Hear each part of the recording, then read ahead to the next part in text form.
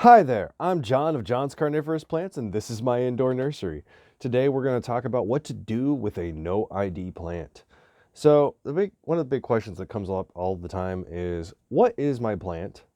Because people will get sold a nondescript plant and have no idea what is it that they've actually received. Well, I'm going to let you know right now, I deal with this on a weekly basis, probably like 2 to 3 messages a week about what is my plant. And this video is to help you, okay? Because as my following and whatnot grows and my business, it's not going to be, feasible for me to answer everyone's what is my plant question. And realistically speaking, I can't because I don't know every plant or all of the definitive identification, etc. myself. It's just you're asking for a lot of different domain knowledge amongst various different plants. Now, in most cases, they're very easy to identify because they are common species like Drosera capensis or Nepenthes ventrata.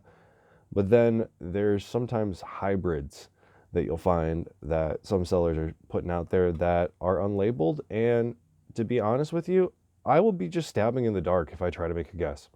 So it's not even like, oh, I know exactly what plant that went into it. I could probably tell you one of the hybrids, and if it's a Nepenthes, no shot, because I don't really study Nepenthes like that. But the problem is that there is a lot of hybrids coming into the market.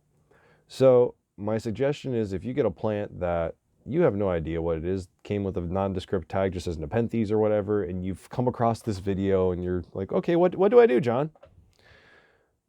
Well, go to an online community like the Carnivorous Plant Discord, got it down and linked below, where you have a bunch of growers already pre-existing, and ask them.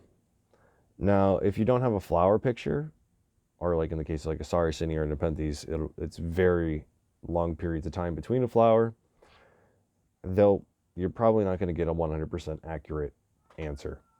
And in most cases, you probably wouldn't, even if it was a hybrid. You're going to get some people are going to probably be able to identify one or two of the parents unless it's a very well-known hybrid.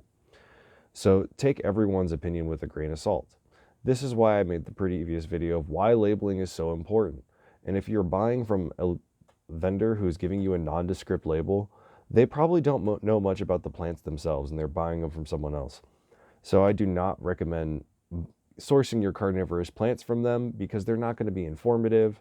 They don't know exactly what the plant is in most cases. And it makes a nightmare for people like me who are actually, somewhat experienced in the hobby and are selling plants to have to deal with, oh, what is this plant? Well, it looks like one of like 4 different hybrids I've seen over the years, so I can't necessarily say. That's the honest answer to all of this. And I hope you appreciate it. You should leave any plant you have as a no ID as labeled as no ID. And if you ever sell it to somebody moving forward, keep it labeled as no ID.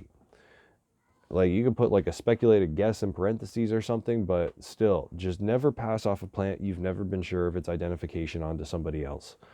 And that will keep the hobby and basically the interest in the hobby a lot more, looking for a very specific word, centralized, or I don't know.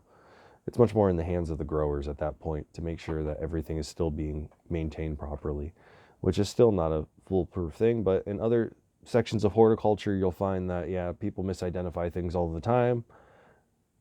Just make sure that if you don't know what your thing is, don't pass it off as a sure thing to someone else. And that's my best piece of advice. I hope you enjoyed this. Please like and subscribe for more carnivorous plant content, and I'll catch you on the next one.